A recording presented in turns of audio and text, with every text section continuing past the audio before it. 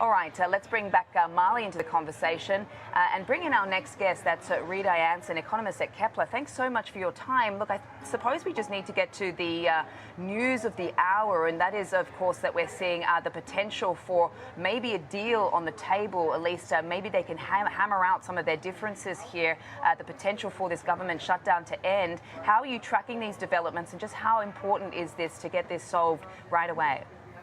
I think it becomes more important as the shutdown continues. It's our estimation that you're looking at roughly a 0.1 percentage point cut to GDP per week that the government remains closed. So again, as this kind of shutdown continues, you kind of see a building impact on the U.S. economy. 4 weeks ago, impacts were pretty limited.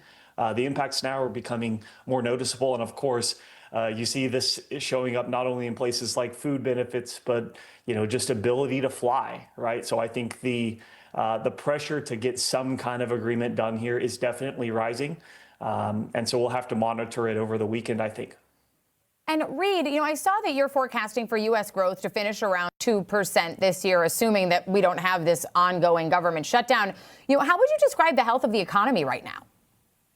Look, I said, coming into the summer, we were a lot more pessimistic on the outlook for the U.S. economy. You had tariff issues, you had concerns around a declining labor force. We've seen a lot of resiliency. Q2 was pretty strong. We saw a stronger than expected consumer that will likely continue into Q3. And so our expectation is kind of, focused on that 2% level. That's in line with the historical trend. Important to keep in mind, though, that the U.S. economy right now is very K-shaped. If you're in the top 50% of American households, you own a lot of assets, you own almost all U.S. equities on a percentage basis, you're feeling okay, and you're spending through the inflation.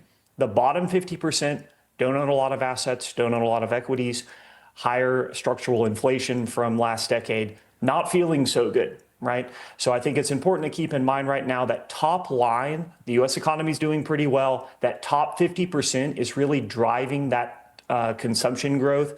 But the bottom 50% of American households not feeling as good right now.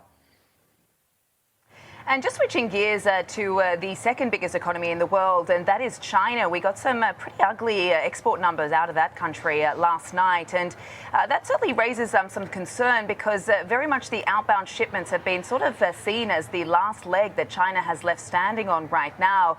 I see that U.S. exports were down 25%, while the rest of the world was up 3%, which just goes to show that demand is not enough to fill the void left by America. I'm just wondering, how significant that is as far as what you're seeing as we now enter next week, where there's going to be a lot of focus on some of those Chinese earnings from the favorites, Alibaba, JD, Tencent, Bilibili, and Li Auto.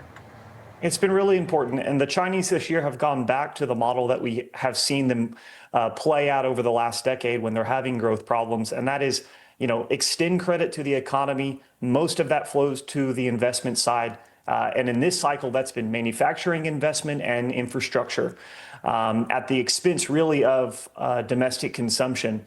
And this has really led to a large surplus of output, right? And, net exports this year, despite the weakness, maybe a little bit weaker number we saw last month, the net export growth figure out of China this year has just been eye-opening, right? Even with the step up in U.S. tariffs. And so I think when you're looking at the Chinese economy right now, it's highly imbalanced, it's highly reliant on investment, and it really depends on demand from abroad to continue driving towards that 5% growth target. And so if I'm looking at China right now, my view is they will find a way to get this excess production into the international market. They may need to use pass-throughs or final production in alternative countries if they're trying to get volumes into the U.S. But China's really doubled down on this investment-led growth model this year. So if China can fix its imbalance by fixing the demand picture, but we know that Chinese demand is softening, what does that mean for global commodities in the meantime while they're potentially looking to fix this imbalance? Well, I think just focusing in on the oil piece in particular, I think folks often think, when China's stimulating, which is what we're seeing right now, you tend to see an impulse towards higher demand growth in China. Ironically, though, a lot of this investment in China right now is going to EV production. We've seen a huge build out in EVs in China, and it's actually limiting future oil demand growth there. And so I think when you're an analyst looking at the market and specifically looking at the Chinese economy right now, you need to be careful how you consider what has historically been, again, more domestic credit in China is going to lead to more oil demand. Not necessarily true this time around.